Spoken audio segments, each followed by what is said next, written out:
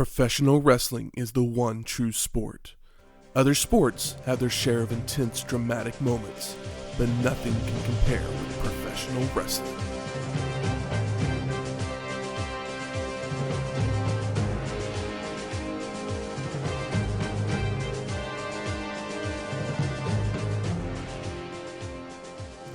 Welcome to Wrestling History X, where two friends get together and talk about the story behind the matches. I'm Matt. And I'm Michael. Welcome to episode 53, WrestleWar 1991. We want you. To do what? I don't know, like join the war, What are we going to be doing in the war? I think we're like tank guys. We wouldn't be wrestling because it's WrestleWar. We wrestle them with our internal demons over in the Middle East as we ride our tanks into battle. That makes sense.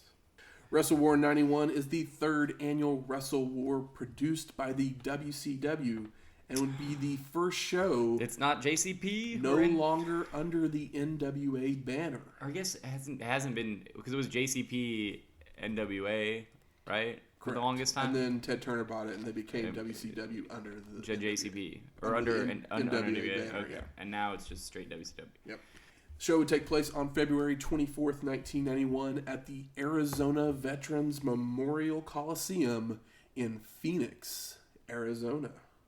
And the attendance was 6,800 people. That's our spot. 6,000 to 7,000 people for these WCW shows, exactly. Some items that happened right around the time of WrestleWar 91. What do we got? 2 days after the show, Saddam Hussein would announce the withdrawal of Iraqi soldiers from Kuwait. So George W. Bush would declare victory and order a ceasefire. It's always a good thing. Silence of the Lambs would be released 2 weeks prior. Did we already talk about Silence of the Lambs on this show? Maybe in one of our roundabouts talking about something else. Maybe, yeah, I don't know. I feel like that I've talked about Silence of the Lambs a lot this year. I watched it for the first time this year. Which is kind of crazy. That is crazy. Considering I really like movies a lot. I watch a lot of them. And I finally did Silence of the Lambs. And it is great. Everyone was right. Great movie. It is a great movie. Also released 2 weeks prior, Boys to Men. Boys to Men. ABC, BBD. Yeah, man, I love Boys to Men. They would release their debut album of Cooley High Harmony, which has that song on it. Yeah, that's why I did that one, because like one of the first CDs I ever had as a kid was the Boys to Men 2, and I love that record, and it's awesome, and it's just full of bangers, but they're mellow bangers, whereas this is like more of like the Philly hip hop. Yeah, it's like it's more. They're not all like love ballads and stuff. Oh, it's got more beat. More upbeat. Into the road on Cooley High Harmony. I think like all the biggest hits are just on 2. On 2, because 2's like Water Runs Dry, of course. I'll Make Love to You, On Bended Knee. God, Boyz II Men is cool. I don't think they ever had a big album after 2, but 2 was like huge. Let's see here. It's So Hard to Say Goodbye to Yesterday was on Cooley High Harmony. That's the other one. Okay. Yeah. And then like the cover of Into Yesterday? the Road was on the Boomerang soundtrack, and in the Still of the Night, they re-released the album at a later time that had those 2 songs added on. So those are like singles like from movies basically that they were like, okay, well these are popular enough, we got to throw them on there. But they were not on the original track on the original album that debuted when this show came out. Yeah, I remember getting Cooley High Harmony like after having. Do you have the DVD or the tape? Oh, I had the CD. Yeah. Well, I used to DVD, but it's fine. That's what I meant. I had the CD reverse it. of 2, and then like later, after liking that album so much, I did get Cooley High Harmony, and I remember being like, I don't know, I guess I'm a love ballad guy. But I remember I didn't listen to it as much. I don't think you can hate Boys to Men.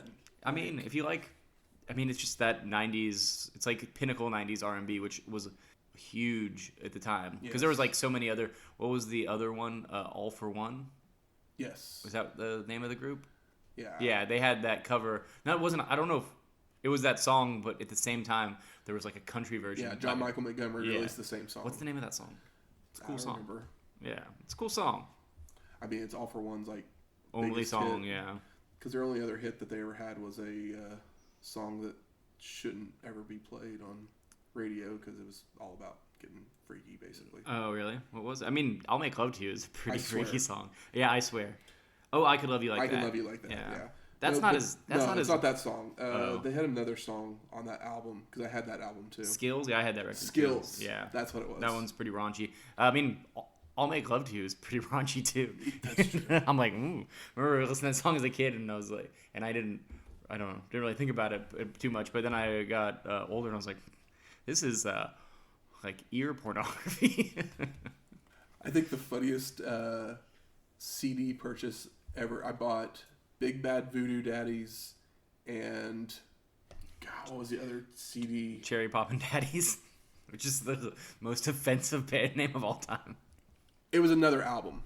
It was Big Bad Voodoo Daddy, and there was another album that I bought both on the same day, but my mom was very protective and everything. Yeah. But she saw, Big Bad Voodoo Daddy and was all like, I don't know about this. And I was like, it's big band music. Don't worry about it. It's like whatever. It's fine. But the other one, she didn't didn't give a crap about the other album that I bought. But the other album was the one that had more derogatory stuff on it and everything. And I just always kind of laughed about it whenever I'd listen to it. I was like, she made fun of the she made shit about Big the Bad other one. Voodoo Daddy, which is just it's like, what is anybody doing listen to swing? But there was that weird swing revival. I love swing. Yeah, I mean, I'm sure. I don't really have a strong opinion about it. I was a ska guy. Yeah, I definitely did some ska for sure, but I didn't do any Brian Setzer. Brian Setzer Orchestra. Yeah, I didn't do that. I mean, I've listened to the Stray Cats, but it's different. That's different. It's different. Same guy, different stuff. Exactly. Anyway, that was the music hour. Let's go ahead and get on to our WrestleWar 91 show. Mm-hmm. Tony Schiavone with narration over scenic video of Arizona. Some cactus desert, Arizona stuff. Schiavone then welcomes us to the show from the stage, running down the card before sending it to Jim Ross and the American Dream, Dusty Rhodes, who are announcers for the evening. We didn't get any CGI doo-doo this time. I was kind of hoping maybe I'll get, because we've had a lot of that lately. That was just Mountain Madness. But there was some other ones. There was Halloween Havoc where we had the weird haunted house and stuff. And the logo here's not great, like that original WrestleWar one where it's the banjo with but I think they were in Nashville, so it makes sense. But it was the banjo with the spikes on it that I really loved. So this show happened exactly 35 days after the Royal Rumble, which was the last time that we saw Dusty Rhodes. Yes. Oh, yeah. So, that's true. He's back. His contract had run out in the WWF, and he had been hired to come back to WCW as the head booker. Ooh. We going to see some Dusty finishes? I bet we will. Oh, yes, sir. So let's head off right to that first match of the night. We got Big Cat and the State Patrol of Lieutenant James Earl Wright and Sergeant Buddy Lee Parker. Yes. Versus Wildfire Tommy Rich, Ricky Morton, and Junkyard Dawg for the WCW World 6-Man Tag Team Championships. So new tag belts-ish? The 6-Man Championships were so new they didn't have Rich Morton and JYD, who had won the titles the week before, didn't even have their belts to wear out. Oh my gosh. So, State Patrol? Yeah. Okay. So, Buddy Lee Parker goes on to become a trainer at the power plant, and known as Sarge. And he's one of the main guys that worked at the power plant and trained all the guys for WCW. That's cool. That's basically his claim to fame. Yeah. The other two guys, nothing really. What, Big Cat? Also, this Tommy Rich, Ricky Morton, JYD thing, why not? I just kind of feel bad for Ricky Morton. But whatever. I mean, it's just a weird grouping of guys. Everything about this first match. I mean, they created a 6-man tag belt, and So you gotta have at least six guys to go against each other. Exactly. So that belt means anything at all. Match gets started. JYD and Big Cat help us confirm that cats and dogs don't get along. Oh my god, thank you. With them both hitting right hands to stagger the other. Dawg ducks a clothesline, comes off the ropes with a clothesline of his own before hitting a headbutt. JYD and Morton with double team back elbows on Wright. The lieutenant's running the ropes, and Ricky with a leapfrog, a hip toss, some arm drags, and a Japanese arm drag. How much different is the Japanese arm drag? It's over the head instead of to over the side. Yeah. I know. I guess. Sure. I guess in Japan they just are better at jumping. Are they technically Japanese? Who knows? Morton and Rich with a double team clothesline on Wright. Lieutenant tosses Tommy to the ropes and goes for a body slam, but Rich floats over, hitting a body slam of his own. Looks to hit an elbow, but Wright moves, but Tommy sees him move. Lieutenant thinks he's outsmarted Rich, but Tommy follows with an arm drag into an arm lock, but Wright escapes with an eye rake and a scoop slam. Parker's in with a missed elbow drop, Rich with another arm drag into an arm lock. Tommy's running the ropes and Sarge goes for a hip toss, but is blocked and reversed by Rich, followed by another arm drag. Arm drag city. It's Wildfire. What do you expect? He is kind of the king of the arm drag, right? Is it insofar as he does it a lot? Yes. That's the reason. Yeah, he's not Ricky Steamboat. Morton reverses a Parker Irish whip, who hits an inverted atomic drop. Wright comes in, but Ricky turns him around, hitting an atomic drop to send him to the floor. And Sarge comes charging in for a Morton arm drag. JYD with a snapmare, headbutt on Parker. The two Thick Daddies are back in with Dawg challenging Cat for a test of strength, but JYD hits a headbutt to the gut, followed by a falling headbutt. You know how much I love the headbutt, right? You do love the headbutt. You know what I hate? A headbutt to the gut. Headbutt to the gut, headbutt to the back. I believe. We see some later. Okay, it's oh yeah. Mm-hmm. It may not be in this match, but there's some later. Jesus, what good is that? Just stomp him, right? I can't do anything else. Kiss him. Like it'd probably be more effective in throwing him off his game than headbutting his back. We get more headbutts by the Dawg, but an eye rake, clubbing forearm across the back to knock JYD down, followed by an elbow drop by the Big Cat. Sarge is throwing right hands at JYD, who no-sells them all.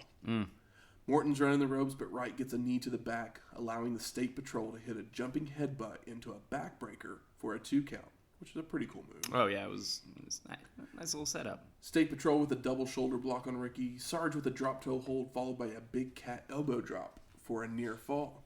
Big Cat with a drop kick and a headbutt.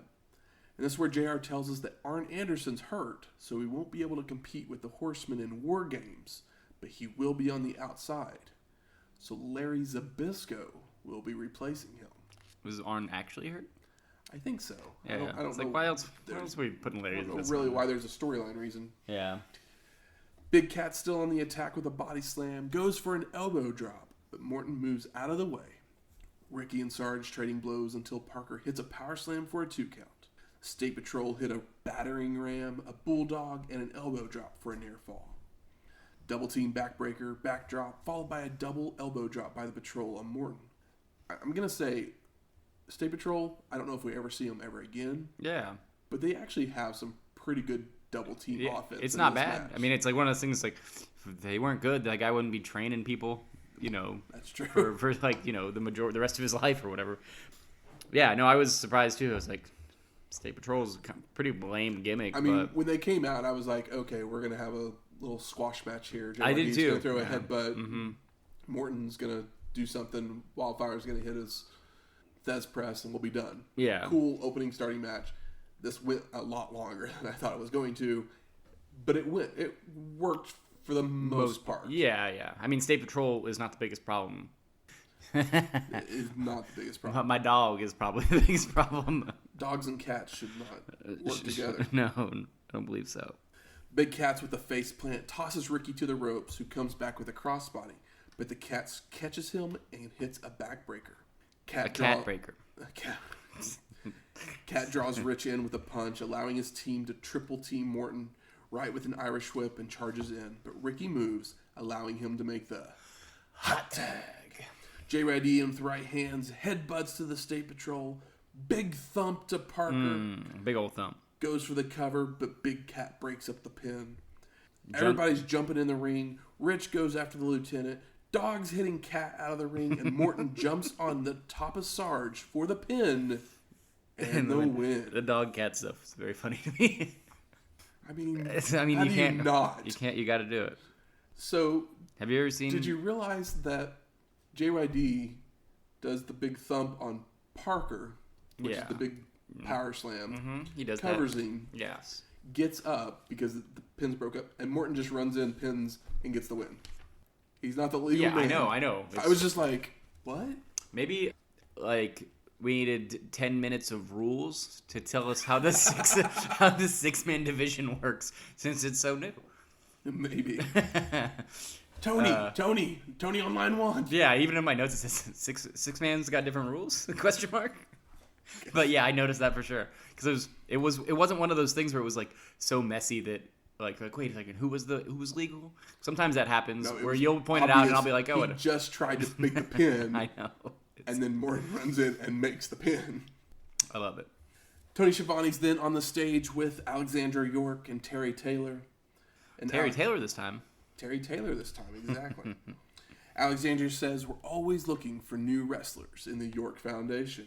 And this is where I raised my hand. And Mr. Taylor will beat Z-Man in less than 15 minutes and 28 seconds. And the computers did a good work last time, right? It did work last time for Wall Street. Mm-hmm. Will it work for Taylor? Taylor predicts pain. Oh, his or Z-Man's? I assume for Z-Man. Yeah, I think so too. So we're headed off to our second match of Brad Armstrong versus Bobby Eaton. JR mentions Armstrong's younger brothers fighting over in Operation Desert Storm. Mm-hmm. A.K.A. Road Dogg Jesse James. Oh, yeah. There's a lot of Armstrongs, right? There are a lot of Armstrongs. As Bobby comes out, we get some really weird piped-in Bobby chants. Okay, I thought it was weird. I was like, people chant. I was like, I wrote down. I was like, Bobby Eaton Goldberg. Yeah, it was like Bobby Eaton chant, and then I was like ADR question mark. I was like, that's totally ADR. Yeah, it's pretty funny. Also, they say beautiful Bobby from the dark side. Yeah, Midnight Express has always been from the dark side. From the dark side. Oh, okay. So that didn't shock me at all. But okay, I just guess I didn't. I never. Didn't stick to my brain, I guess. Only been doing this for a year. But I don't feel there's nothing dark side is weird because they don't see me. They're heels. They're shitheads, but they're not evil. Eaton attacks from behind as the bell rings, starts running the ropes. Armstrong with a head scissors takedown, a drop kick, and an arm drag into an arm lock. Bobby backs Brad into a corner, hitting a chop to escape, and goes for an Irish whip. But Armstrong reverses and follows with a monkey flip and an arm drag. Eaton escapes again with a knee before tossing Brad to the outside and follows out to attempt to slam Armstrong's head into the guardrail, but is blocked, reversed, and then Bobby's head is slammed into the ring post. Posted. The two men start shoving each other as tempers flare, and they do a test of strength, which Eaton has the best of to start. But Armstrong climbs Bobby to leap over him. So fun. Jumps to the second rope and comes off with a crossbody for a near fall, and then hits another arm drag into an arm lock. If you're gonna go into an arm lock, do all that other do stuff do all that really cool stuff first, please, and thank you. Also, during this match, they're talking about what's happening and tonight, and Dusty says he feels like someone will win a major singles title tonight, and I just wrote, don't you book this? aren't you the booker man? I know. I was like, I know what happens in the future a little bit with Bobby Eaton. Yeah. And I'm like, well, way to put him over, Dusty. Yeah. I would have liked for you to do that. I'm all about some singles, Bobby. I am too. Again, Eaton escapes, slams Brad's head on the turnbuckle, goes for a slingshot suplex, but Armstrong floats over and hits a vertical suplex of his own. Back to an Armstrong arm wrench.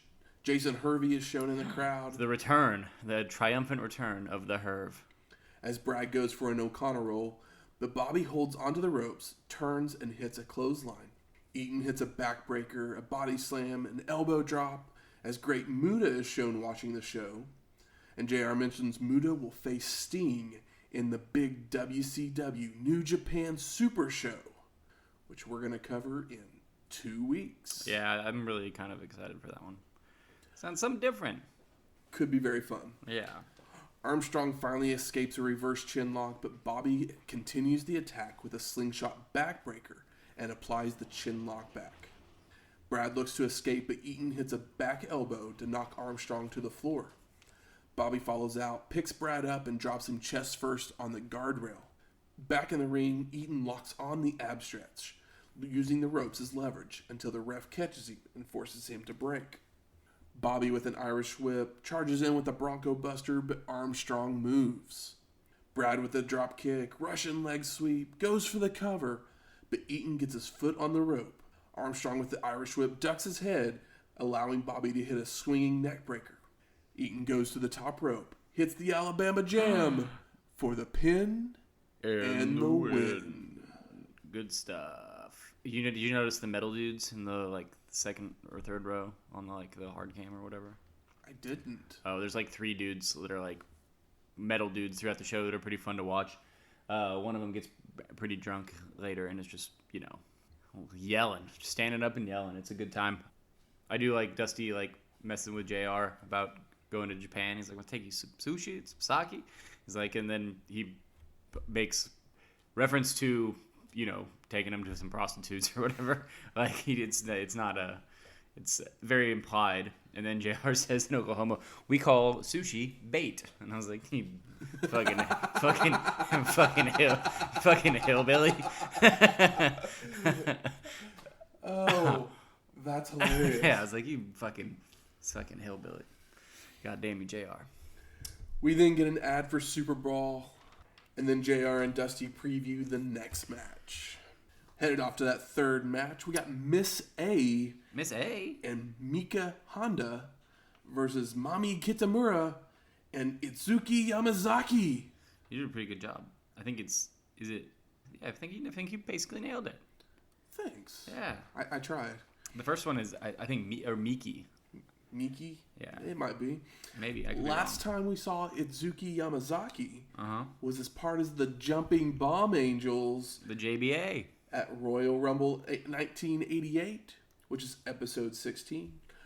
But we also covered both of their matches on our Best of the 80s show, which was episode 40. So We're fans. We are huge fans of the Jumping Bomb Angels. We're missing the other angel, but I'd say that exposed to something new that's also great. Exactly. All 4 ladies start brawling as the bell rings. Miss A and Handa Irish whip Kitamura and Yamazaki, who do-si-do before hitting drop kicks. Also, I like that one of them came out with a kendo stick. Fun little touch. I don't feel like you saw kendo sticks. We haven't seen this for our first kendo stick sighting, I think. It might be, yeah. Yamazaki off the top rope with an arm drag of Miss A. Jumps to the top rope again, hitting a sunset flip before ramming her into the turnbuckle. Kitamura is back body drop, body slammed by Handa. Miss A with a vertical suplex of Kitamura and starts working on the leg. Irish whips Kitamura to the corner, but she jumps to the second rope, coming off with a crossbody.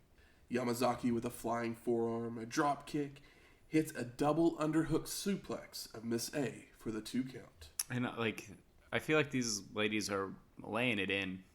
Yes. Everything looks fucking awesome. It's pristine. It's so good.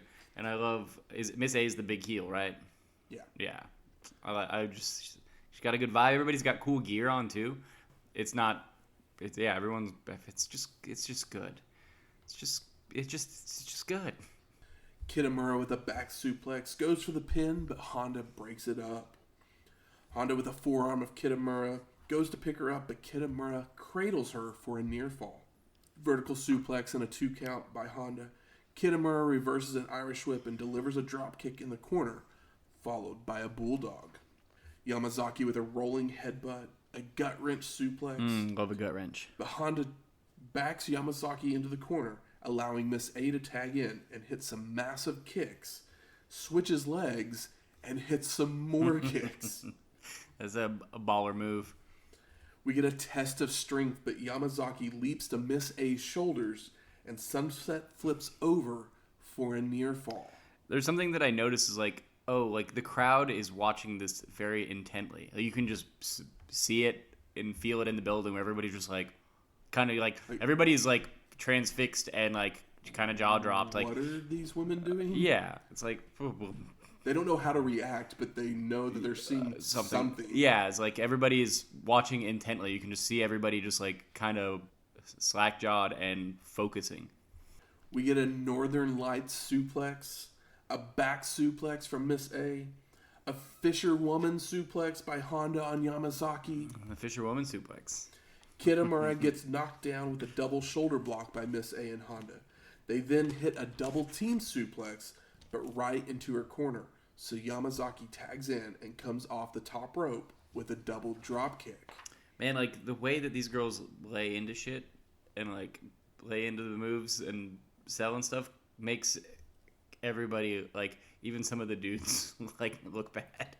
Yeah, because they like really lay in some shit. Let's just fucking talk about strong style. Miss A reverses an Irish whip, sending Yamazaki to the corner where she leaps to the second rope and comes off with a sunset flip, but can't quite get her overs until Kitamura comes off the top rope with a flying clothesline for the 2 count. Good way to get it over. Yamazaki tosses Miss A to the corner, charges into a boot, and Miss comes out with a clothesline to knock her down for the pin, but Yamazaki gets her foot on the rope. Yamazaki's then tossed to the ropes, comes back with a wheelbarrow victory roll for the pin and the win. Dusty's then reviewing the playback. Yeah. And he calls them men. Oh. And also says that the sunset flip clothesline was the finish, which it probably should have been. Yeah, it honestly should have been. Because it's really cool. Because it was like the final couple moves was kind of like, oh, what, we're still going. Like, and it's like, yeah, like perfect tag finish. finish. I literally was watching it and she did the sunset flip, couldn't quite get her over, and then they came off with the clothesline. Like, and I literally started writing for the pin and the win, and then I was like, oh, she kicked out. I was like, backspace. This match. Rules mega butt. Yes. I'm like I don't know. Yeah. I don't know what to say. Is it just because it's completely different than everything else we see? Yeah, I mean, I think that's why we were so high on the Jumping Bomb Angels. But like this, it's just as good as the greatest stuff that we watch. Like it's good and it's all like smart. There's lots of high spots, but I feel like this might be a weird thing to say. But I feel like when people are smaller, they can get away with doing more like high spots because the other person kind of like weighs less. So like even if you're like not into like having everybody, you like a Jim Cornette would be like, you're doing too much shit. How's anybody gonna get over if you're just like spamming all this hot shit all the time? But I feel like when the people that are doing it are smaller people. Like your cruiserweights or your women, like that are just going to be smaller than 6 foot fucking 4 men. You can do that in a way that's not. Would you rather watch a top rope crossbody or a reverse chin lock? Exactly, and it's like I know what Jim Cornette's answer is. He wants the chin lock. Yeah. He wants the chin lock for a really long time, and then and I understand it. I understand his logic in a lot of ways, and looking at it from that point of view, I feel like that the cruiserweights and these women can get away with doing that stuff and still not feeling like stupid or cheap to just like do flippy stuff. I agree completely. But so it's cool, and like there was everything about this match fucking rules. It's like, oh, add it to the short list. It's right next to the Rockers and Orient Express. Those Japanese, maybe it's something in the water. Because I mean, damn. Tony Schiavone's then on the stage with Missy Hyatt, and Hyatt says she's tried many times to go into the locker room to get an interview, and tonight she's going to. She doesn't know who she's going to interview, but she's looking for a babe. Yeah. What kind of babe do you think she's looking for? Maybe like a strapping Southern boy? Baby arm? I don't know. Oh, God. Okay. So we head right off to our fourth match. Oh, by the way, my notes for the Japanese match, the Japanese women's match, said basically a Young Bucks match. Just kind of a slight, but, a joke. Mostly just a joke. So we're headed off to that fourth match. We got Nature Boy Buddy Landell versus Dustin Rhodes. Followed Daddy over to the WCW. Why wouldn't you? So do you think when I saw this, I was like, oh, well, Dustin has to get over, right? His dad's booking. You would think so. I mean, there's probably a reason why Buddy Landell's his opponent. Yeah, it's like Buddy Landell ain't losing any, isn't going to lose any of the heat that he doesn't have in 1991 here. Landell tries to intimidate early on with slaps, but Dustin with a back body drop and a drop kick to retaliate. I do like Buddy Landell coming out just being kind of a shit. I mean, that's his best quality. Yeah. Buddy with chops in the corner, but Rhodes reverses and mounts him in the corner to hit a 10 count of elbows to the head, followed by a high hip toss and a clothesline for a 2 count. Arm drag into an arm lock to slow us down, but Landell escapes with a knee and hits a body slam before going to the top rope, but Dustin press slams him to the mat. Rhodes reverses an Irish whip, charges in, but Buddy moves, so Dustin goes shoulder first into the ring post. Landell working over the arm, goes for an Irish whip, but that is reversed and botched by Rhodes. So Buddy locks on the sleeper, but Dustin reverses it into a sleeper of his own. But Landell escapes by running Rhodes into the turnbuckle head first. Buddy with another Irish whip charges into a big boot from Dustin, who hits multiple clotheslines to send Landell to the outside. Rolling him back in, Rhodes with a press slam and a bulldog for the pin and the win. I love that when he does the mounted punches in the corner. It's elbows instead of punches. It's elbows instead of punches because he's a Rhodes. I really, really like that a lot. But yeah, glorified squash match. Yes. Did what he needed to do. Did it well. Did Dustin look great in this match? No. Did he look good? I mean, for the most part. Yeah, I mean, he's young and tall and in shape, so he looks a little better than Buddy Landell. Physically. Yeah. But, Tony Schiavone's then on the stage and sends it back to Missy Hyatt, who's outside the locker room. And she walks in to become the first woman inside a wrestling locker room. I doubt she's the first woman inside a locker room. And Stan Hansen's sitting there, and he starts yelling at her immediately, and she goes running. And Missy sends it back to Tony, who is just laughing at the entire situation. Oh, yeah. I mean, it's pretty funny. Stan Hansen is probably not the kind of babe she was thinking about. Definitely not the babe she was thinking about. He's got the chew and the dip spit going down his chest. It's gross. We love it. So we're headed off. Stan Hansen, I just love him berating her. Who the hell are you? And he's just yelling nonsense at her.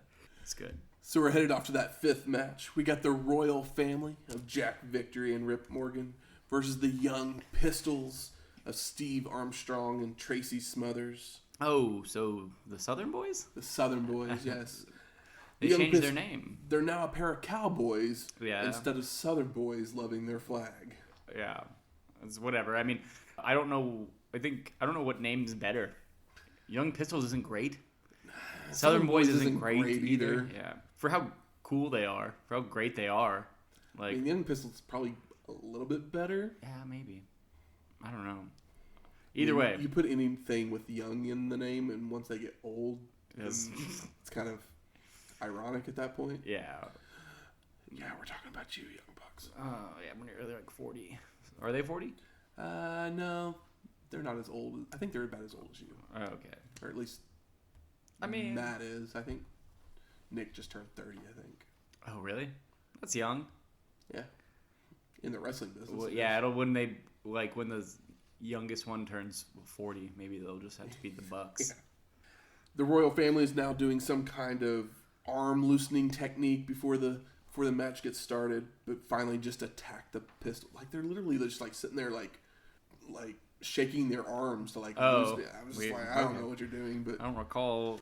But they're getting booed by the crowd while they're doing it, and it's kind of like what the Samoan SWAT team they used to have their ritual that they do. It's like these guys are doing this ritual, and they just keep getting booed by the crowd. And so they stop, cool. and they're like, and so then they go back to it, and it's like, and people, they just never get it done. But they finally attacked the Pistols. Also, we didn't. I don't know if we talked about it, but there's 2 rings next to each other. We didn't talk about it because it's WrestleWar. But because it's WarGames. WarGames, yeah. WrestleWar. But this is the first time WarGames has not been in a Great American Bash. Oh, okay. They moved it up to WrestleWar, which makes sense if you think about it. Yeah, totally. But I just was saying that because I like that when they have the 2 rings next to each other, that every other match is in the opposite ring. Yeah. I think that's cool. It's good for the crowd. It's smart. Nobody gets ripped off.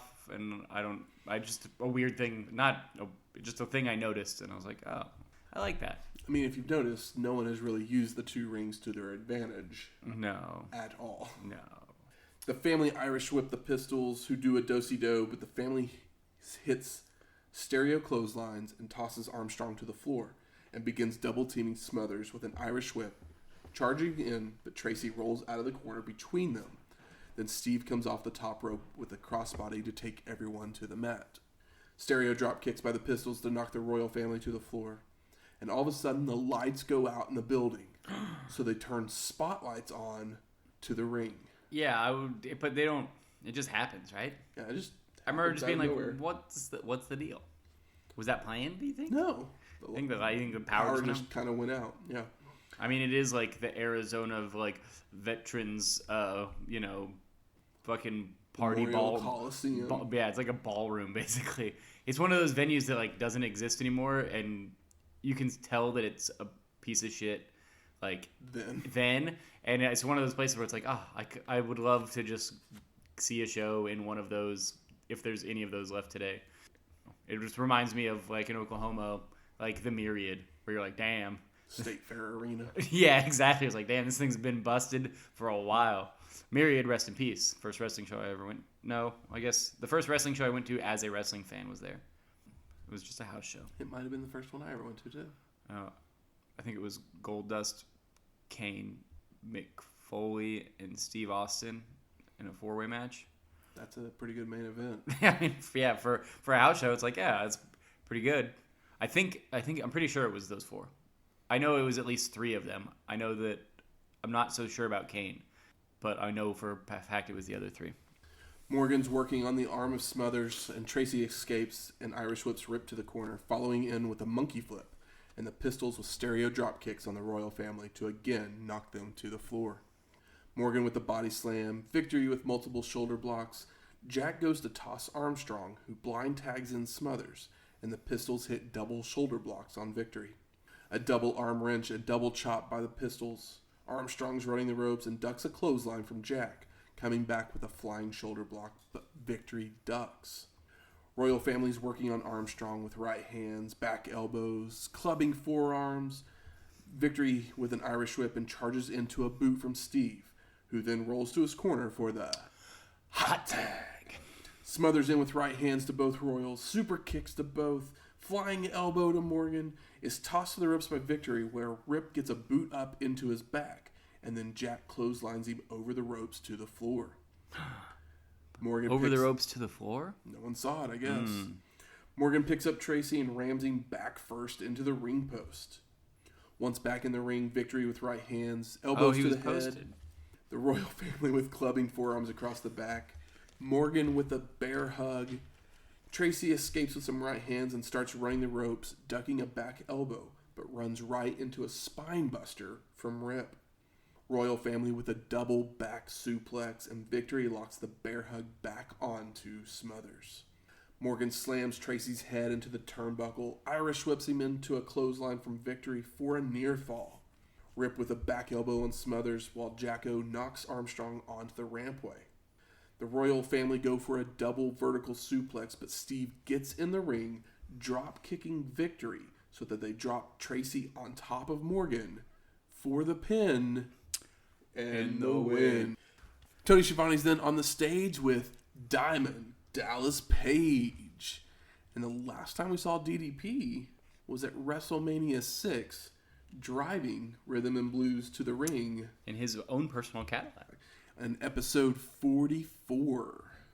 He's now the manager of the Freebirds. Mm-hmm. And he says, Teddy Long can't match wits with me. And then talking about the crowd in Phoenix, he's like, these Copenhagen dipping, coupon clipping, draft beer drinking rednecks called Teddy Peanut Head. It's quite obvious that he's got that little mind. This DDP promo is really good. I enjoyed it. Yeah, I liked it a lot. Long then runs out on the stage and says that Doom will win, and they are not splitting because homie don't play that. Oh, how many houses, like, he paid for his house with homie don't play that. I hope so. Where's Teddy Long these days? Somewhere, like, just in the, like, crunching numbers in Connecticut? Is he Probably. retired at home? Just waiting on his, he's already in the Hall of Fame, right? I think so. Yeah, you'd imagine he already is. Maybe if not, he was just a manager and a GM. I don't know if they've put him in or not. Yeah, if not, he's waiting on the call. But. Oh yeah, he'll be one of those like fifth guy on the list of guys to go in one year. Yeah, you know, like who else can we do? Hopefully he gets in before he's not that old. He might be in his 70s at this point. Oh really? I figured he'd be like 60 or something. I mean, that's still old, but. We head off to our sixth match of Terry Taylor with Alexandria York versus Z-Man in a no disqualification match. And JR tells us the two of them have had a series of matches with no clear winner, as they have each been disqualified in one of those matches. So that's the reason for the no disqualification stipulation. Taylor's taken down with a hip toss and a drop kick, gets up and starts shoving Z-Man. But Zink responds with a slap to the face. Terry goes out to go over the game plan again with Alexandria. Taylor back in, hits a right hand, but turns around to celebrate. So when he turns back around, Z-Man with a right hand of his own, and again, Terry's out to the floor to regroup. Multiple headlock takedowns by Z-Man, but Taylor keeps working, rolling Zink onto his shoulder for near falls. More stalling from Terry, but once back in the ring, it seems like Taylor finally has a game plan until a back body drop by Z-Man and back into the side headlock.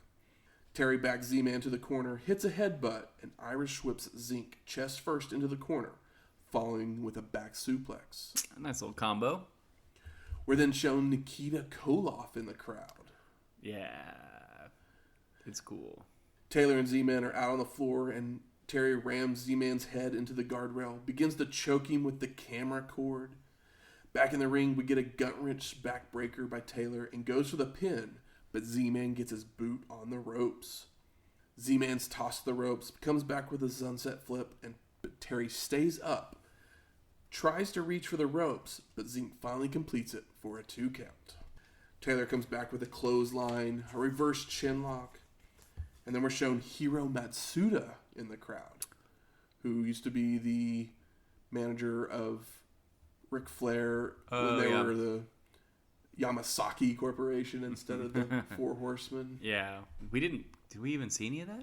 We saw like one show. That first Starcade, probably. Yeah, something like that. Terry tosses Z-Man to the ropes, misses a back elbow, so Zink turns and clotheslines Taylor to the floor. Z-Man's dragged out to the floor, and the two men start trading right hands until Terry slams Zink's face into the guardrail. Back in the ring, Taylor with a knee drop, Irish whip that's reversed, but Terry comes out of the corner with a clothesline. Another toss to the ropes, and Terry ducks his head, allowing Z-Man to hit a swinging neckbreaker. A super kick, goes for the cover, but Terry with a foot on the ropes. Z-Man with a power slam, Taylor grabs Zink's boot, but Z-Man responds with an enziguri. Zink goes to the top rope, comes off with a crossbody, but York is up on the apron distracting the ref, so no count. Z-Man starts arguing with the ref, so Taylor with a small package grabbing the tights for the pin and the win. Post-match, Alexandria is in the ring with Z-Man after he punches Terry to the floor, and Zink's about to grab York when Taylor comes in from behind, but Z-Man ducks a clothesline and hits an atomic drop to send Terry over the ropes to the floor. Yep, the computer man of the 1990s pulled it off. It's actually what they called him. I know. It's crazy. What a weird thing to say. I'm not using that as a... Yeah, it's like it's like he's the computer man of the 1990s. Okay. It was good. I feel like it was a little longer than it needed to be, but JR and Dusty then preview the next match, and Dusty puts over El Gigante. Oh yeah, he says he's been training because we all know that all he could do before was stand, and it's been a little while. We haven't seen him, so maybe maybe he'll be able to do something in the near future. Anything at all. So we're headed off to the Danger Zone. Ooh. Paulie dangerously comes out looking... Paulie's Pit. comes out looking like a maitre d' from Taco Bueno. Yes, he does. He's wearing like... a sombrero, a like, red cape. Yeah. Does he have like fancy pants on? Yeah, he looks like a waiter from El Chico. He looks like he's dressed in his bullfighting vest. Yes. And Paulie takes the mic and says, "Good news. I've got a lot of racist shit to say. This is the Danger Zone. Bad news. Uh-huh. I work undercover for immigration. And all you illegal aliens that smuggled across the border are all under arrest tonight." Oh my god. He then introduces El Gigante. Well, he also just says some stuff, but he said velvet paintings, and I was like, I didn't realize that was something that was was stereotyped with the Mexican community, because velvet paintings are cool. But yeah, he says velvet paintings and beans and all other kinds of crap like that. But velvet paintings was one that took me back. I was like, I don't know. I just thought that was kind of like a stoner thing. After he introduces El Gigante, Paul E calls him a big bull, starts waving his cape around to which is taunt him. Dangerously just continues to be very racist. Calls El Gigante a jerk, which gives him shit for not being able to speak English. Which he says something about El Gigante was signed to be a special ref in a match between Flair and Sting. Wasn't ever really expounded on during the show, so I'm not sure. I hope that doesn't happen. El Gigante goes, "No habla inglés." Yeah. So Paul E throws his sombrero into El Gigante's face, and the giant picks him up for a body slam, puts the sombrero on, and walks to the back. It was fun. I think Paulie made a joke about Latin guys liking big butts, which I thought was pretty funny. They can't lie. Yeah, it is what it is. Tony Schiavone's then on the stage with Hiro Matsuda and Great Muta, and they're talking about the Super Show, which again we'll cover in 2 weeks. Like 50,000 people waiting. And that will be at the Tokyo Dome. Tokyo Egg Dome. They keep calling it the Egg Dome. I don't know if that was the thing they called it back then, but... It looks like an egg from the outside. Yeah. Matsuda repeats 50,000 people multiple times, while Muta looks asleep until he sprays green mist. Yeah, I love that just when it looks like he's like closing off one thing in his throat to like open a secret like venom sac in his neck. Just like the whole production. It's great. Headed off to the 7th match, we got Stan, the Lariat Hansen. Hell yeah. Versus Big Van Vader. Still with his super cool mask, and like he's getting pyro, and it's cool. He just looks so cool. By the way, Vader had regained the IWGP Heavyweight Championship. Oh, really? About a month prior to this show. Of course, they don't make any mention of it, but... No, I want to know. I'm glad you told me. Interesting. Hansen charges at Vader while he's still on the rampway, so Vader picks him up into a bear hug and pulls him out onto the ramp. Brawling on the ramp, we got chops, a short arm lariat by Hansen. They're finally back in the ring, and Vader's head is slammed into the turnbuckle, but he retaliates with a clothesline, an Irish whip, following in with a splash in the corner and an elbow drop. Hansen's tossed to the floor, and Vader follows out with an elbow off the apron. Stan kicks Vader in the midsection. We got chops, but another clothesline by Vader to regain control. After rolling in, we got big right hands, an Irish whip to the corner, and Vader charges in, but Hansen moves, getting Vader up for a belly-to-back suplex for a 2 count. Some big boys. Elbow drop by Stan, kicks Vader to the floor and follows out. Grabs a crate from under the announce table. It's got like stuff in it, I think, too. But it's like your plastic, like square, like milk, quote unquote, milk crate. Hits Vader, but Vader then grabs a chair and slams it across Hansen's head. And they're basically like right on like JR and Paulie. Like they're like right behind him, and they don't like it too much. You can tell that they're pretty upset about it. Stanson finds a chair and returns the blow, all while around the announce table. So Dusty and JR are worried for their safety. The men start brawling on the inside until they make their way back out to the floor. And Vader drops Hansen gut first across the guardrail and follows with an elbow drop. Vader goes back in the ring, continuously kicking Stan every time he attempts to roll in. So finally Hansen just drags Vader back out to the floor by his boots. Stan's ramming Vader's head into the wooden steps, a jumping knee drop before rolling back in. The two men start throwing forearms, headbutts, and the ref's trying to break it up a little bit. Yeah, it's getting brawly. Each man just shoved Randy Anderson out of the way. And was it Randy Anderson? Yep, it was Pee Wee Anderson. Oh, okay.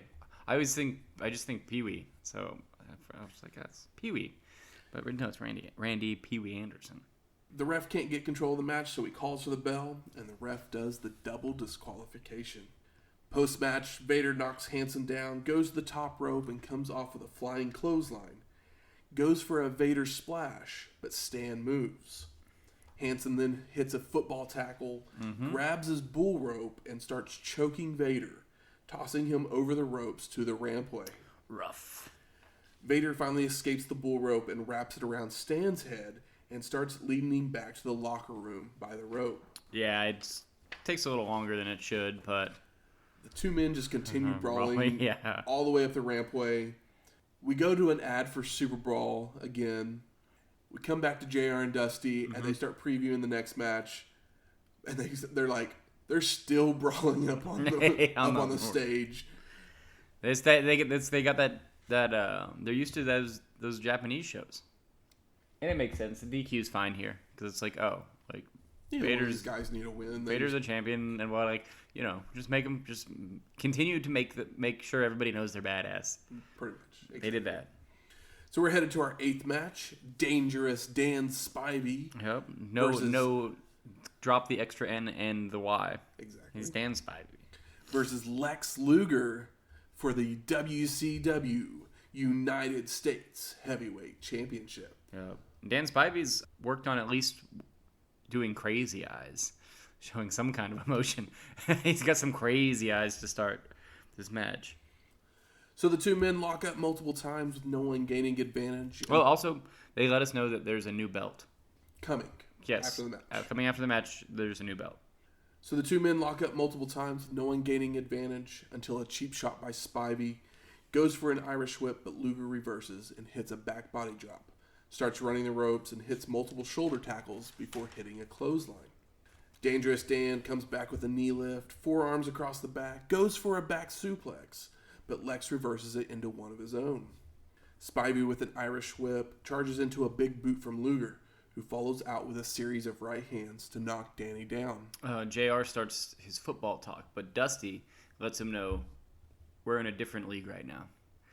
And I really appreciated you, Dusty Rhodes, the American Dream, for, cutting off the boy, for doing the thing that I find annoying.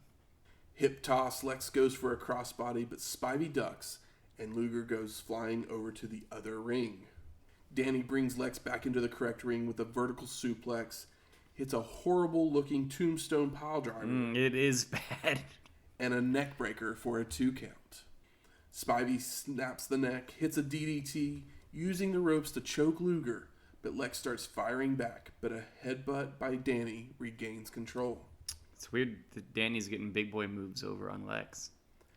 Dangerous Dan with an Irish whip follows in with the clotheslines, another Irish whip, and charges in, but Luger moves and cradles Spivey for a near fall. Lex blocks a vertical suplex attempt and reverses it into one of his own, but Luger can't take advantage as Spivey is up first, who body slams Lex and goes to the top rope for an elbow drop for a 2 count.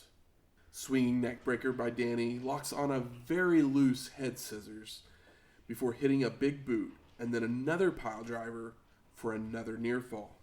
Lex starts Lugering up.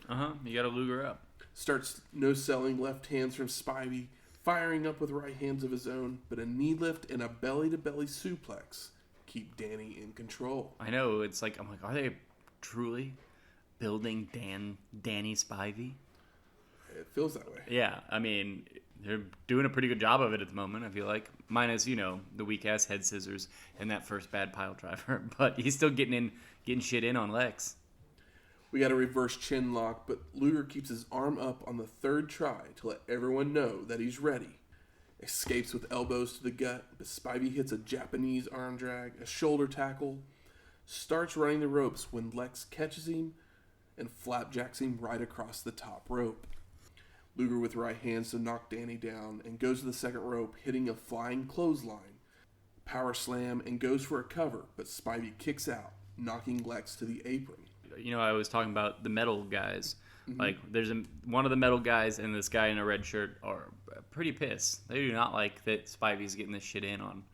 They're right there, center of the screen. But it's just really fun to see them get into it because they're the only ones. Like, they're the only ones reacting. I mean, people are match. into it. Like, I don't think this match is terrible or anything. It is interesting, that's for sure. Luger with the shoulder block goes for a sunset flip, but Spivey holds onto the ropes to stay up and punch down. Got to stay up. Double KO after each man hits a clothesline. They're throwing hands on their knees, but fatigue's setting in when they run into each other with shoulder tackles. I love when two guys are just on their knees punching each other. Lex is up first and climbs to the top rope, but Spivey meets him up there for a press slam. But Luger rolls through for a small package for the pin and the win. They almost had me. I was like watching it for. I was like, are they really gonna Spivey? No, it's like Luger. Did Luger do anything in this match? No, Dan Spivey did everything in the match. That's why he won on a roll up. I was just kind of like, It's like, is Luger hurt? I mean, if he was hurt, he's not. He's taking huge bumps. It's like if he was hurt, he probably wouldn't be taking, DDT and multiple pile drivers. Like, I was just like, okay. Maybe Lex is just kind of bummed. I'd be kind of bummed if I was Lex too. Facing Dan Spivey. Well, yeah, but I mean, just he had those great Flair matches, and at one point they could have pulled the trigger on him, and they didn't. Shivani's then on the stage with Nikita Koloff and Grizzly Smith. Who's Grizzly Smith? Grizzly is the father of Jake Roberts, Sam Houston, and Rockin' Robert. Cool. Did not know that. He has other issues that we won't talk about. Really? Bad guy? If you want some rumor and innuendo, you can listen to the Jake the Snake Roberts podcast with Bruce Prichard. Okay. I won't talk about it. Okay. Oh, yeah, he's just a bad guy. He liked the young ladies. Oh, never mind. Yes. It's all coming back to me now. Kind of wish it didn't. I do like that Nikita Koloff, on a lighter note, is wearing a do-rag. It's fun. He's wearing a suit and like a do-rag, and it's like the man is so big and mean. He can pull anything off. So they're there to present a new U.S. title belt to Luger. Koloff congratulates Lex on an outstanding match and takes the belt out of a briefcase. Mm-hmm. But then smashes the belt right across Luger's head. That's how you start a feud. Tony asks Nikita, why? And then Nikita gives us an incredible promo. Starts screaming, for 2 years, I've seen these titles switch hands back and forth. I said to myself, oh, there we go. There is one title you have never had. So I talked to the championship committee. They said you have been gone for 2 years. So prove to us that you are championship material. There's the proof. Luger laying there. The man who stole the belt from me 4 years ago. Great stuff. It's kind of like, it's the same idea as Terry Funk's, It's the same thing, basically. It's wrestling, baby. That's what you're supposed to do. And it's fun that Dusty has done a callback to a storyline that he did when he was with the company before. And it's like left. 4 years ago, but for some reason it feels right. It's like, Nikita Koloff's a badass motherfucker. Lex Luger's a badass motherfucker. It's cool. I'm all in for it. All in for it. Yeah, completely. So our 9th match, we got the fabulous Freebirds of Michael P.S. Hayes and Jimmy Jam Garvin with Diamond Dallas Page and the Diamond Dolls. Oh yeah, there's a lot of dolls. There's at least 2 that walk out now. There'll be some more that walk out here in a minute. Okay. Versus Doom of Ron Simmons and Butch Reed with Teddy Long. DDP takes the mic saying he can't be everywhere all the time. So he introduces the Freebirds' new road boss, Big Daddy Dink. What, like, the guy looks like a Hell's Angel, but Big Daddy Dink? Couldn't think of a better last word. Well, it's Oliver Humperdinck. Oh, shit, it is Oliver Humperdinck. Now I feel like an idiot. Why does he look...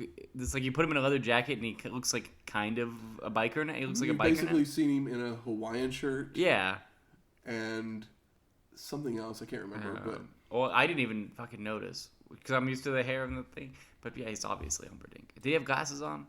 Yes. Okay, well, I'm giving myself a little bit more of a pass there. But Dink. We should call him Big Daddy Hump. Big Daddy Dink's probably a little bit better. I mean, they're both bad. But you can make up whatever name you want. It's true, you can. But the last time we saw Oliver Humperdinck was Capital Combat, which was episode 45. What was he doing there?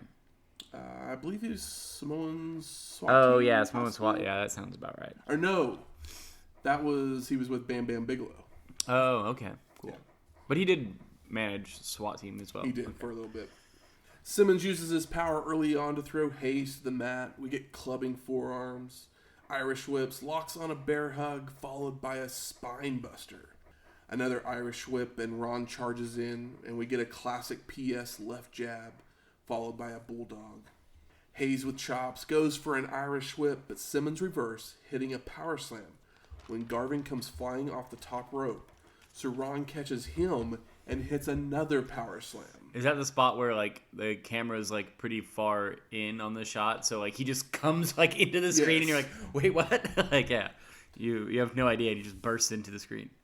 We get Freebirds suck chants. Yeah, because I think that of all the chants, I think that if I could go back in time and be like, oh, being part of a Freebird suck chant would probably be pretty fun. I feel like that's a good one. I mean, next time you see Michael Hayes, you should just start. Yeah, when am I going to see Michael Hayes? Anytime you go to a Raw or SmackDown, probably. Like where? I'm not in the back.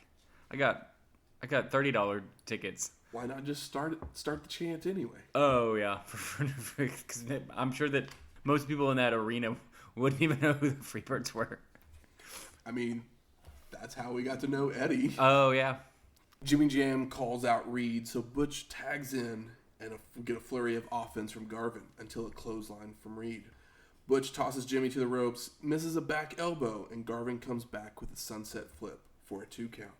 Reed press slams Hayes. Jimmy Jam runs in and is about to be press slammed as well. But PS with another left jab for Garvin to land on top for a near fall. Butch with a backbreaker on Jimmy, double underhook suplex, rams Garvin's head into Simmons' boot. We get a double team back elbow by Doom, and Ron with a leg drop. Headbutts to the small of Jimmy's back before throwing him to the floor. Reed continues the attack on the outside with a body slam, stomps, before rolling Garvin back in. We get another head to boot from Doom, and Butch tosses Jimmy to the ropes, but ducks his head, allowing Garvin to hit a DDT, but he's unable to make the pin. Simmons with a spine buster goes for the cover, but Hayes makes a save. Power slam, and again, PS makes the save. Doom's beating on Hayes, Dink up on the apron, so Long tosses Reed a FO, while Simmons holds on to PS. Like some brass knuckles? Brass knuckles. Yeah. It's definitely an FO, but it's not like the fork covered in tape or whatever.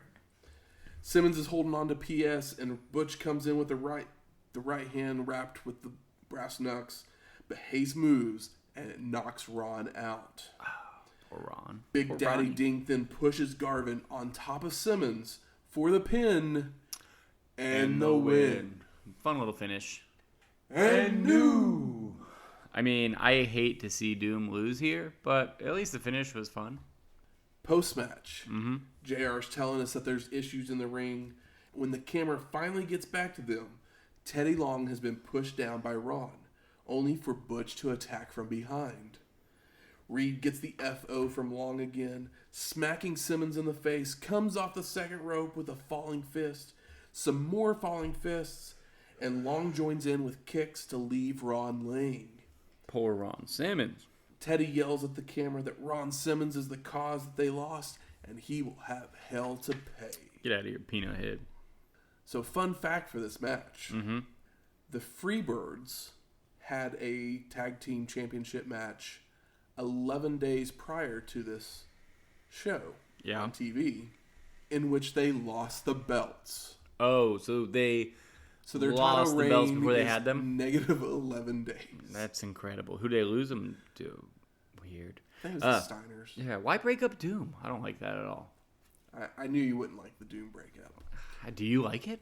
I didn't care. Why do you not like Doom? Because they're just kind of boring. I like Doom, and I'm upset. There was some stuff in this match where it was like, where the... By the end of 91, mm-hmm. I'm a... Spoiler alert. Yes. I'm not going to spoil it all. I'm going to tease. No, Teaser alert. Yes. Teaser alert. Tease me all day. Big Matty Dink.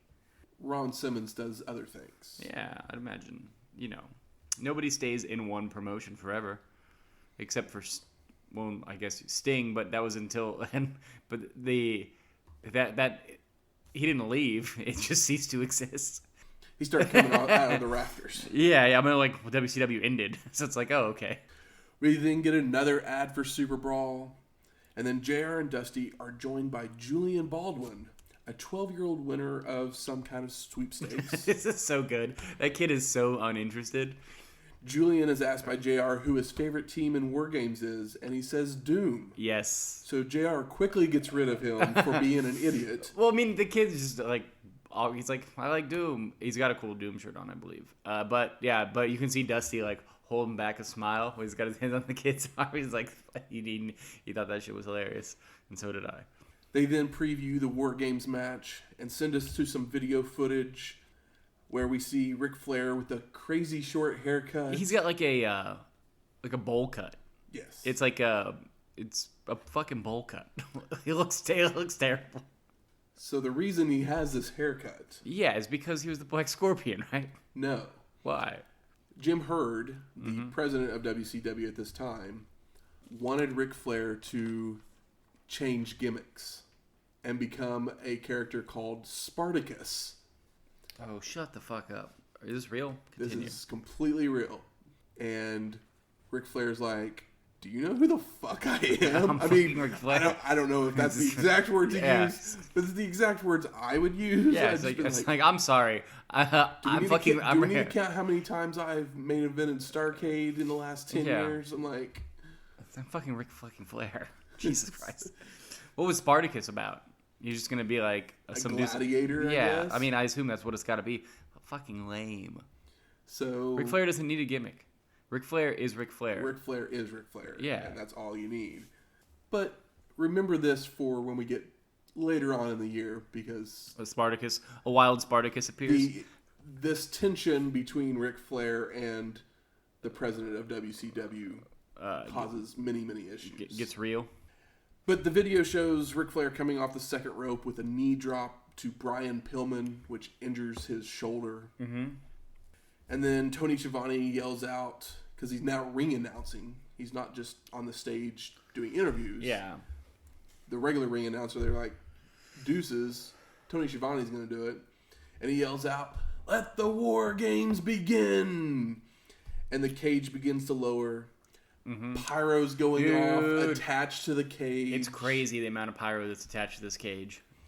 And then it looks awesome. It's a good visual. And then Tony gives us a 5-minute dissertation on the rules of WarGames. Do you have them? I didn't write them all down. I kind of did. I have my Cliff Note version. Okay, well, what you got? First two will battle for 5 minutes. After the bell sounds, one person from each one of the teams will enter, giving one team an extra man advantage for the next 2 minutes. This is at the point where there's a whole other page of rules about how they each move on to a man. There's 9 of them. There's no number 10. You couldn't have just split one in half and made it to 10 and even it out.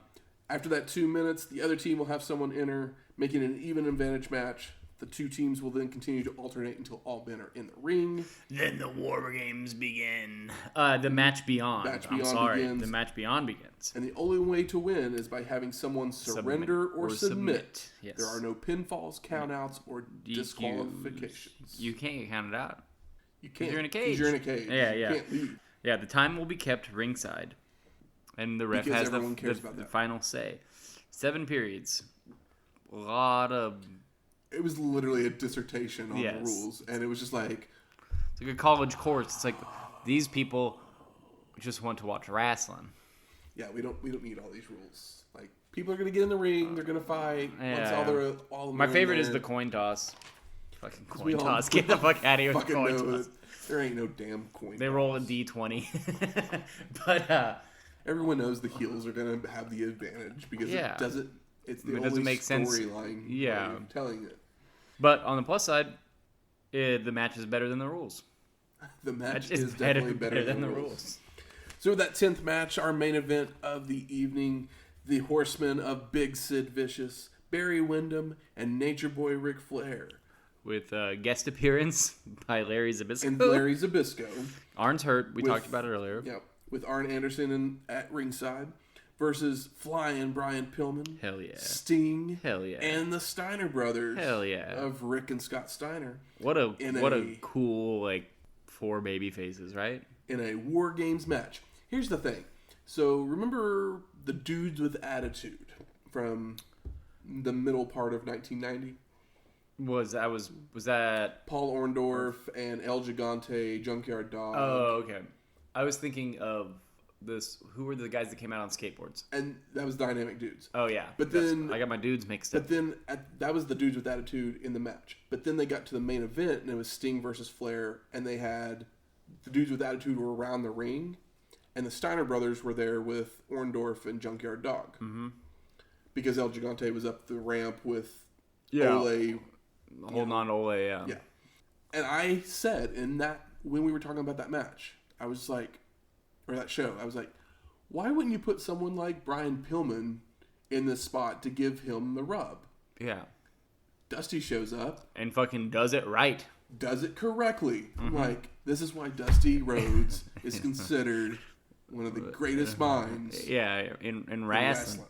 Oh, man. Because Ole would have just fucking had Junkyard Dawg in the spot or some shit. Yeah, he's like, oh, Junkyard draws, so we're just going to put Junkyard in there. Exactly. It's like, I love my dog, but Brian Pillman is a goddamn phenomenal fucking talent. So the last time we saw Larry Zbyszko was at Bunkhouse Stampede.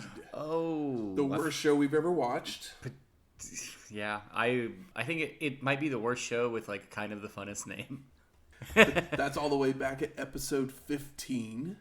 I don't suggest going back and watching it. Listen to our review of it because it was much more fun than that show. It's shorter than the show. Promise you that. Shorter. Plus, you get to hear me rant about how shitty the show was. It's pretty rough. We see Pillman's shoulder is all taped up from that attack from the Horsemen and Ric Flair.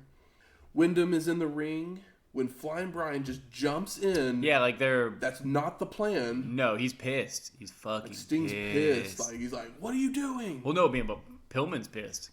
He wants fucking revenge. He doesn't give a shit.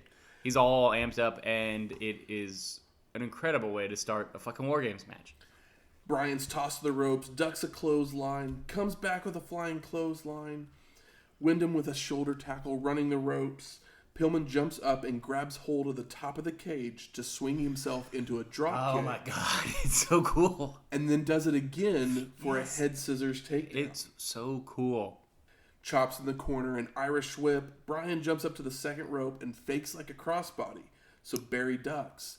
But Pillman turns around and waits for Wyndham to stand up, and then hits a drop kick. I already love Brian Pillman, but this is the greatest shit, right? It's just This is the best start ever to a fucking WarGames. It's incredible. He's just doing cool ass stuff, and the crossbody thing, we know that's a move he does. Everybody knows that, and he faked it out. Yeah, it was cool. It made sense. It's awesome. That's why Wyndham ducked, because he knows it's coming. Basically, we've all played NBA Jam. I mean, not all of us, but most of us. Brian Pillman is on fire. He's just in flames. Yeah, Wyndham then tosses Bryan to the ropes, who comes back with a crossbody, but Barry has ducked. Pillman retaliates with a low blow, throws Wyndham into the cage, rams his head against it. Using it as a cheese grater, a jawbreaker, starts biting Barry's forehead to bust him open. Hell yes, I love that. We get mounted punches, a hip toss, again throws him into the cage before going to the top rope and coming off with a flying clothesline. Another jawbreaker throws him over the ropes to the other ring and again goes into the cage face first. A spinning heel kick and starts working on Wyndham's leg. Barry starts fighting back with the right hands, goes for a pile driver, but Pillman reverses it into a back body drop, going up to the second rope and coming off with a flying fist. 2 minutes is up and it's time for that coin toss. I wonder who's going to win. The faces? The heels? Horsemen win the coin toss, of course, and Ric Flair's in to save Wyndham from more head slams into turnbuckles. Flair and Bryan are having a chop fest, but Barry comes from behind to hit Pillman, and the Horsemen toss him into the cage. Wyndham lawn darts flying Bryan into the cage. Flair tosses him over to the ropes to the opposite ring, choking him on the top ropes. 2 minutes is up, and Sting is in.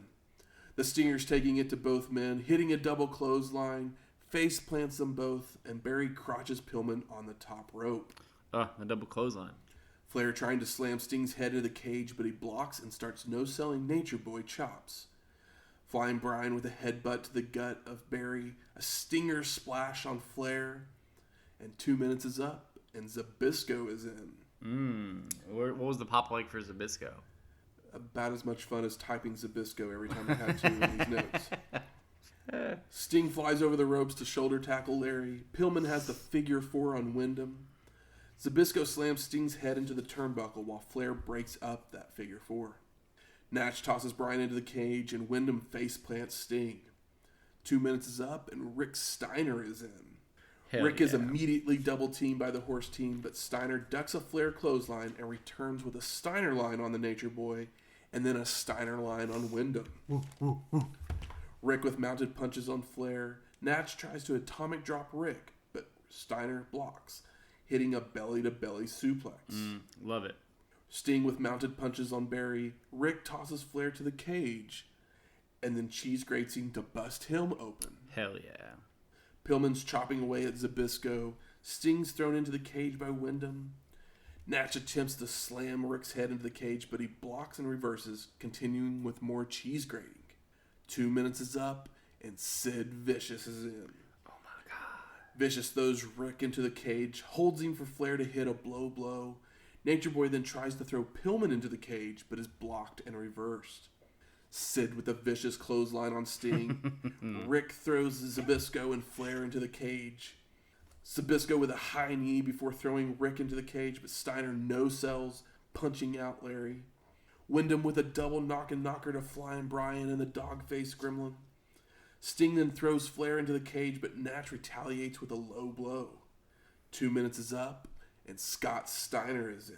The match beyond now begins. Surrender or submission. Wyndham and Flair double team Scott, but he ducks a double clotheslines, returning with one of his own. Scott with a tiger driver on Zbyszko. Rick Irish whips Sid to the corner where Scott comes off with a flying clothesline. Scott throws Vicious into the cage. Stinger splash on Flair again. Locks on the Scorpion Deathlock, but Zbyszko makes a save. Vicious with a body slam of Pillman throws him shoulder first into the turnbuckle and rips the tape off of Pillman. Oh my god. Not the tape. Scott then tosses Zbyszko into the cage. Sid goes for a body guillotine, but Flying Bryan moves, crotching Vicious. The Steiners, Sting, Pillman all have figure fours on their opponents. I know, I was like, oh shit. But the heels all use eye rakes to escape. The crowd is like, hell yes. Sting with a press slam of the Nature Boy, pressing him into the top of the cage before dropping him to the mat. Scott then throws Wyndham. That's kind of like an incredible spot. Oh, it's a great spot. Like, he's just military pressing, because the WarGames cage is not very tall. So Sid Vicious is 6'7", I think. Oh, yeah. And I'd say the caged height is probably 7'4". Yeah, I don't know. I'm not sure. Either way, he's pushing Sting's back into the top of the cage before he slams him. Like, basically just lifting. It's great. It's incredible. Scott then throws Wyndham into the cage, mounted punches, while Sid hits a clothesline on Rick. Steiner line by Rick on Vicious, but Wyndham teams up with Sid for a double clothesline of Rick. We get another chop vest between Flair and Pillman. Zbyszko is thrown into the cage by Scott. Scott with a DDT on Wyndham, but Sid tosses Pillman to the ropes and picks him up, slamming him into the top of the cage and then dropping him to the mat. Rough. Vicious then picks Flying Brian up for a power bomb, but Pillman's foot catches the top of the cage, so he lands right on his neck. It's really scary. It's very scary. It's like, yeah. God bless. Sid picks him up and hits another power bomb. The man could have died. All of a sudden, El Gigante comes running down to the ring, rips the cage door open, and surrenders the match on behalf of Pillman. Which, honestly, considering that nasty neck fall and then the second power bomb, this is one of the few times where, like, it makes sense, but I don't know that it was supposed to look that bad. This was not the finish of the match. Oh, okay. It was... That botch was serious enough that they stopped it because they were like, we don't know. They were worried about Pillman. Well, that's good to know. I mean, because I was like, this finish it's like, why would you do this? Here's the thing. The thing is obviously they know that he's probably hurt. Yeah. But they don't. El Gigante then drags Pillman out of the ring. Oh my God, he does. And picks him up like a baby and carries him to the back, never supporting the neck at all. Yeah. I was just like, I didn't know that. I didn't know that that's why it finished. Let the paramedics come out and deal with this. I'm just like, let a doctor look at him, because like it looked disgusting. He was out of it. I think. Yeah. Well, I mean, I appreciate them doing the right thing and stopping the match. Yes. It could have been probably done a little bit. That's why better. That's why they had to kind of vamp. Yeah. Because they still had a few. It did feel weird for sure, but I'm used to like dog shit finishes. So, like, Like, other than this botch. This match rules. This match was really good. Yeah, it's great. Brian Pillman is the reason that it's so great. Exactly. And it's like, yeah. Like, he outshined everybody. Everybody. And the thing is, like, they gave him a good reason to be upset, and he took complete advantage of it in, like, the best fucking way. JR and Dusty then interview Nick Patrick, the ref who stopped the match.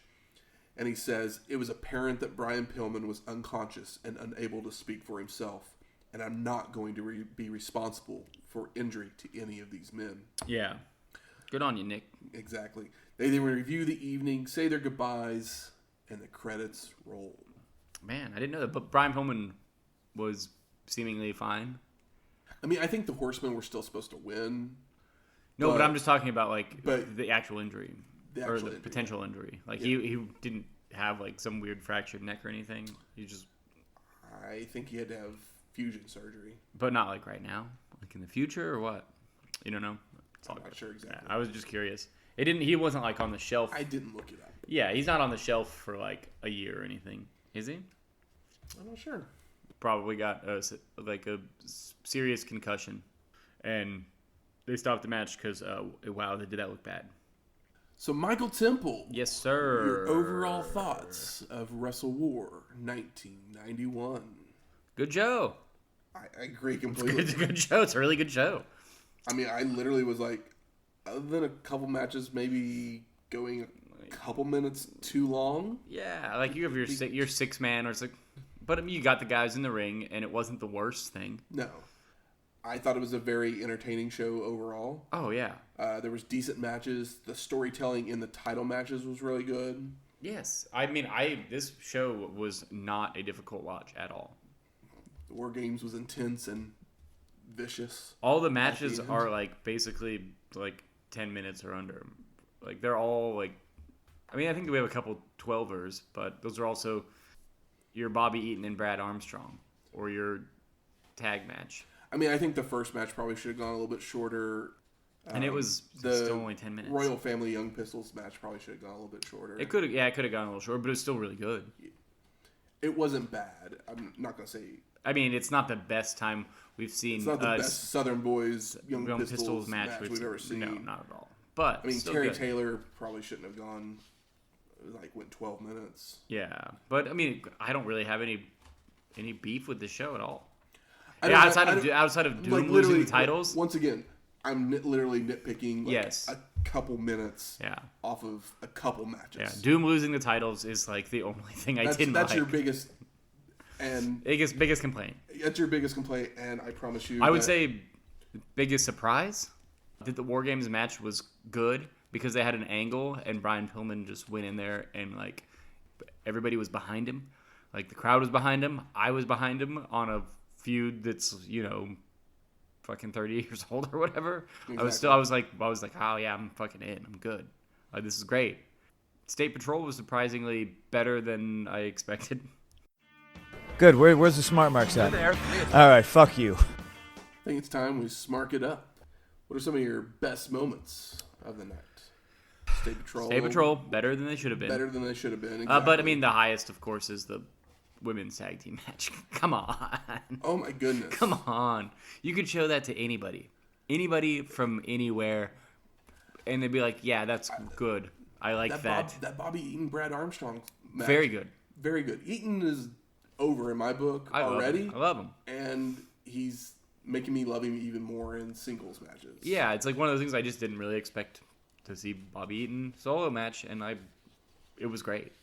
I mean, it was fun to see Big Cat, Vader, and Hansen kind of renew their rivalry that they've had in Japan for a long time. Yeah, that was very, very fun, and it was a different style match on this show than everything else. So that's the reason why it worked for me. They also did the brawl thing, but it felt a little bit more authentic because I mean that's what Stan Hansen. But them brawling behind the announcers and them getting visibly and audibly upset.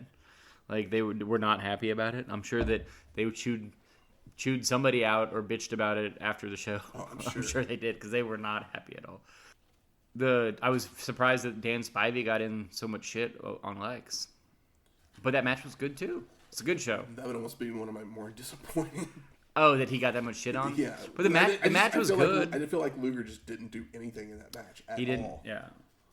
Spivey did have some sloppy stuff, but overall... The Koloff promo. Oh, I love that. Thank God. I don't know how this goes with Dusty booking, but I know that if this is the start, a pretty solid start, man. Honestly, pretty great start. How about disappointing? I'll say it again. I'll say it a million times. Doom losing titles.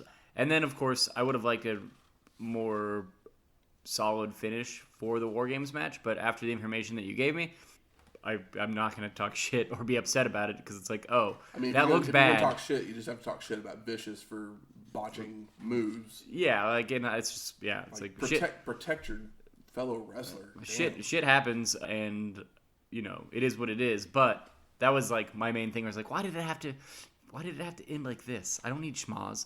We got a cage. No schmaz with a cage. I'm against that, but if considering, the information that you gave me, and obviously that terrible looking spot. Yeah, I am not. Schmaz at all, yeah, I'm not mad at all. When I was watching it, I was like, "Fuck, this again." It's like when was it? Ole Anderson had the control, the remote control for the cage. I was like, "Ugh, gross." I can't decide if Paulie Dangerously being racist is disappointing or incredible or just incredible. It was incredible. It's not cool, but that's what heels do. Exactly. So I'm like, yeah. It was that the Paulie thing was really fun. I was like, it is what it is. He said some fucked up shit, but people have said more fucked up shit as well. It's wrestling. They deal in racism and wars. It's just kind of the thing. It's kind of part of the deal. Disappointing that Arn Anderson was hurt, so the Zbyszko was in this match. Definitely. But injuries happen, so. Yes. Best performer of the night? Are we giving it to Pillman? Yeah, Or a Japanese woman? We can give it to all 4 Japanese women, but Pillman gets it because Pillman made that match. He made the match. I agree. If the same 4 guys had that match without that angle, or even with that angle, but Pillman didn't start, we wouldn't even be talking about it the way we are right now. Exactly. So it was really, really Pillman put that all together and made it a main event. I mean, you already kind of mentioned something that surprised you, but the fact that Dusty's back. Yeah, I mean that was surprising. That him and Dustin being I watch these shows pretty close together, and it's oh, okay. I knew he went back, but I didn't realize that he was already back in the Booker spot when he got back. So I'm hoping 91 can be much, much better than 90. I mean, as long as we've been doing this, JCP, NWA, WCW, whatever, kind of only just slowly gets better. It'll get better, and then you might have something disappointing, and then it'll get better. Bring that bunkhouse stampede back. Yeah. Hopefully that's the only bad idea that Dusty that I just absolutely hate. It's not great, but I'm just saying it's only gotten a little bit better, and sometimes it's 2 steps forward and then 1 step backward. But overall, it's just we come together because opposites attract. Yes. What is the line? 2 steps forward, 1 step back. I really like you. I think you're a cat. I don't think that's the line at all. No. But because we come together because opposites attract. Yeah. And now for a look back even farther into the history of wrestling. The Dusty Finish. Jack Briscoe had been the NWA World's Heavyweight Champion for 500 days when he went on a tour of Japan. Giant Baba would defeat Briscoe on December 2nd, 1974 to become the 13th NWA Champion. Giant Baba, born in 1938 in Nagata, Japan, with gigantism. Nevertheless, he excelled at baseball and would join the Yomiuri Giants in 1955 as a pitcher. That's a giant person playing baseball. He would win the Best Pitcher award 3 times before being forced to retire after he almost lost his eyesight. Baba would meet Rikidojin while with the Giants, who would convince him to try professional wrestling. Giant Baba would then train in the Japanese Wrestling Association's dojo with Antonio Inoki when he debuted in 1960. The two would dominate the tag team division of the JWA during the 60s. After Rikidojin's death, Giant Baba would start All Japan Pro Wrestling and become the biggest star, holding the top title for almost 2,000 days. Oh my God, that's a little much. Making 38 successful defenses. For his accomplishments, Baba has been inducted into the Professional Wrestling and Wrestling Observer Newsletter Hall of Fames. 2,000 days. That's just his first reign. It's incredible. I mean, it was his promotion. Next week, WrestleMania 7. Woo, we're already... WrestleMania 7. We're there. We are. WrestleManias are always fun, even if they're not good. I think this one will be fun. We're gonna have Macho versus Warrior. We're gonna have Slaughter versus Hogan. Mm-hmm. We've had Hogan hasn't had the title for a small amount of time, so maybe we'll come out Hogan stands after this. I mean, maybe, who knows? If we're chanting USA with our red, white, and blue blood, yeah.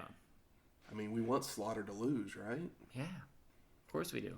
What are the chances of that belt being purple? I feel like it's not going to be. I don't think so either. I guess we'll find out. Maybe they'll make it yellow for Hogan. Just put he who will pose. He who will pose. Man, you really got me with that earlier. Music from this week's show is the theme from WrestleWar 91.